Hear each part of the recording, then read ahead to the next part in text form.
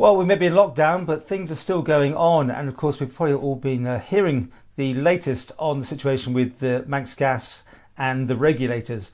And it's been interesting to see that now it appears there's not going to be any voluntary agreement. It's going to have to be the stick rather than the carrot. Well, of course, the person to talk to is Barry Murphy. He's joining us here.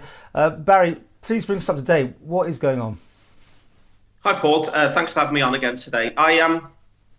You're right in what you've said there. It looks like it is going to be imposed regulation now as opposed to another voluntary deal, which from our perspective is very, very, very good news. I'll just give you a little bit of history and then I'll tell you what I know, which is actually very limited what I do know. But I do feel that somebody needs to keep the matter in the public domain somewhat. So our group, as many people know, but some people watching here won't know, we set a group up in 2015, 2016 to investigate banning standing charges at that time.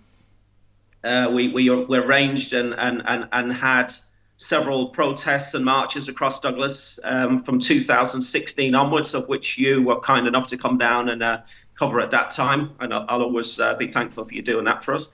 But on the 30th of October 2017, the government set up, Chief Minister Howard Quayle actually set up a gas committee to investigate gas pricing and supply, et cetera, at that particular moment in time, of which as well we should be all grateful for that because, he didn't have to do it and he did do it. And I, for one, am very grateful he did it. And the chairman for that gas group was Mr. Chris Thomas, MHK Chris Thomas for Douglas Central.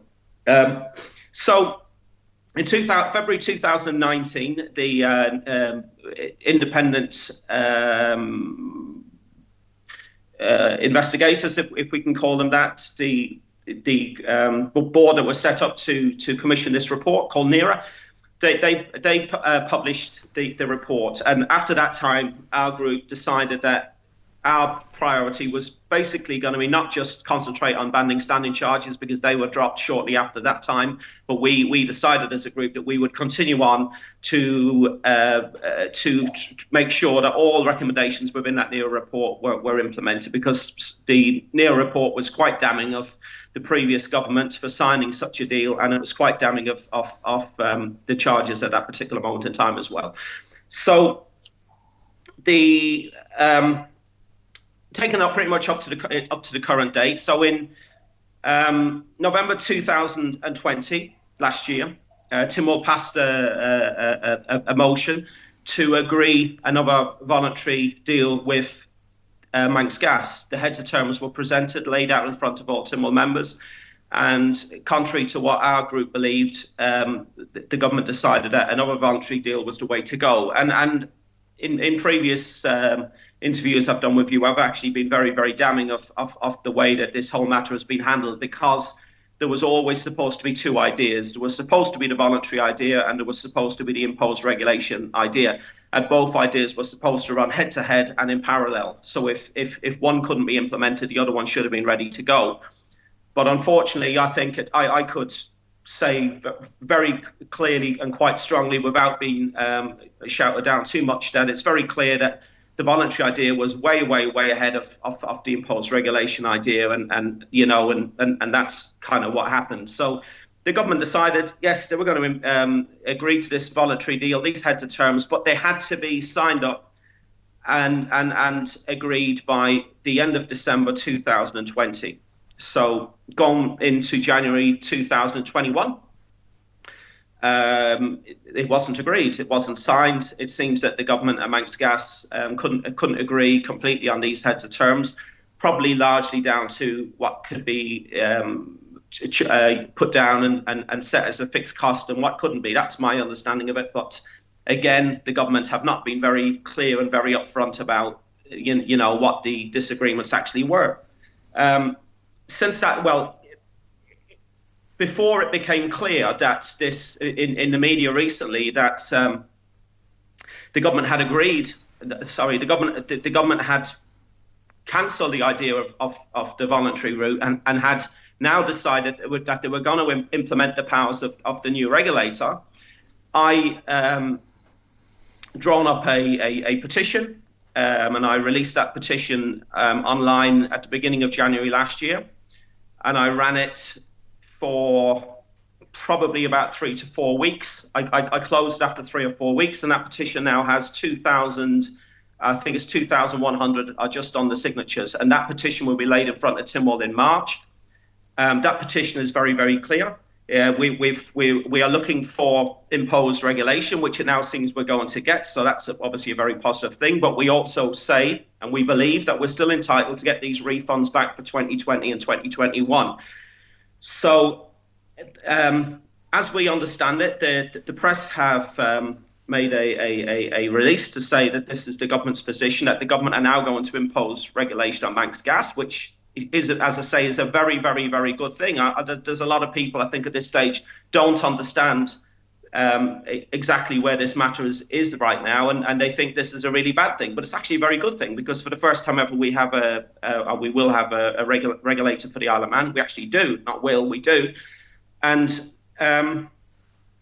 but it's now really just a matter of what's going to happen with these refunds. So yesterday, I had a conversation on the phone with the new Chief Executive Officer of the Isle of Man Communications and Utilities Regulatory Authority. I have to read that one because I always forget what they're called. It's such long-winded, and it was a very, very positive engagement.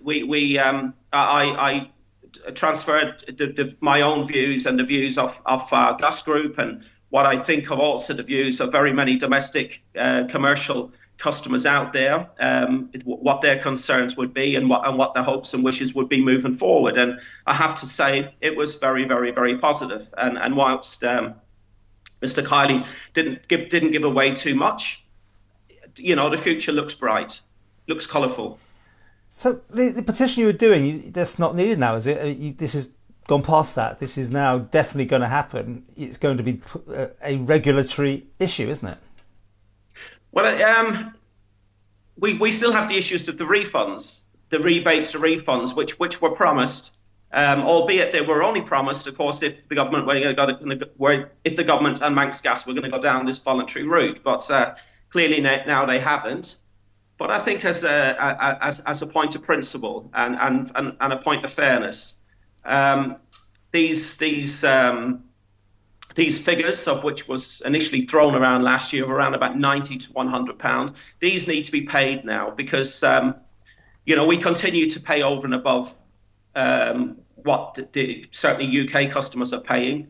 We're paying now what the 2015 agreement, which is now obsolete. It's now defunct, if that's the right word.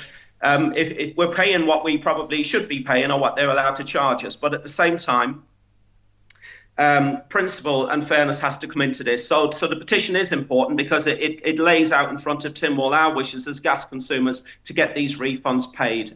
And once they do, that most likely then will be the end of the gas group. I'm not entirely sure what much more the gas group can do then. Well, it'll be interesting to see if they have to do that refund, because as you say, it was almost like a sweetener, wasn't it, to the public? Take this is your little bit of money back, and in return we don't get regulated. But it's going to be an interesting situation if the regulator themselves can actually impose those refunds.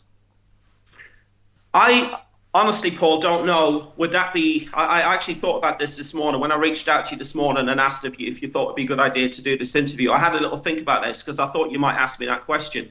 My own honest opinion on that is it's not actually a regulator's sort of responsibility to do such a thing. I honestly think it's the government and Manx Gas have to just bang heads together on this and just think fairness and just the fairness and clarity and just do the right thing. The regulators' position, I think, is quite clear.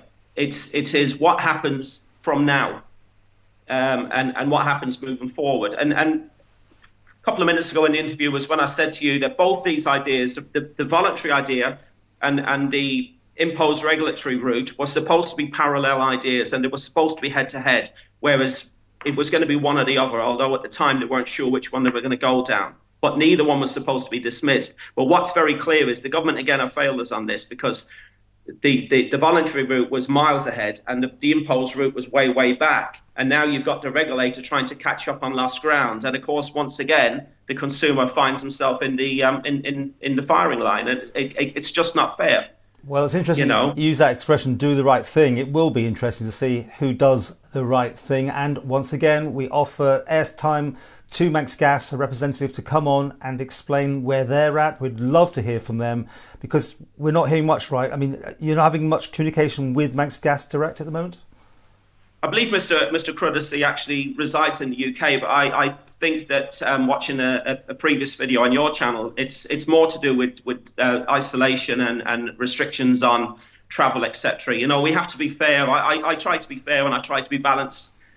You know, I think you would agree over the years, I'm not into shouting and screaming at Manx Gas. I've never done it. You know, I understand too much about the current situation to sort of throw verbal stones where they're not due. I haven't had, but it's nothing to do with Manx Gas now. It's nothing actually really to do with the government anymore. There's only two issues. One is what the regulator decides is fair for business customers, for domestic customers, and indeed for the government, because this government rate of 2.1p plus VAT needs to be looked at. It seems still very unfair to me that we're paying 7.7p approximately per kilowatt hour unit, and the government are paying 2.1. That needs to be looked at intensely by the new regulator, and I have mentioned that to him yesterday as well. Yeah, but the other point is the only real point of issue now really is to do with the refunds and the rebates. That is really the only issue now I believe that the government should be involved in. They need to step back from this. They've failed. They have failed. Yes, you know, one or two within government might be sort of screaming victory from the rooftops. But you know, Paul, I know the truth. Our members in our group, they know the truth. You know, 5 years this has gone on. It's completely the whole thing has been completely unacceptable. So now it's just a matter of everyone walks away, and you know, some will have to eat humble pie on this matter. But give us our money back. You know, we're due our money back.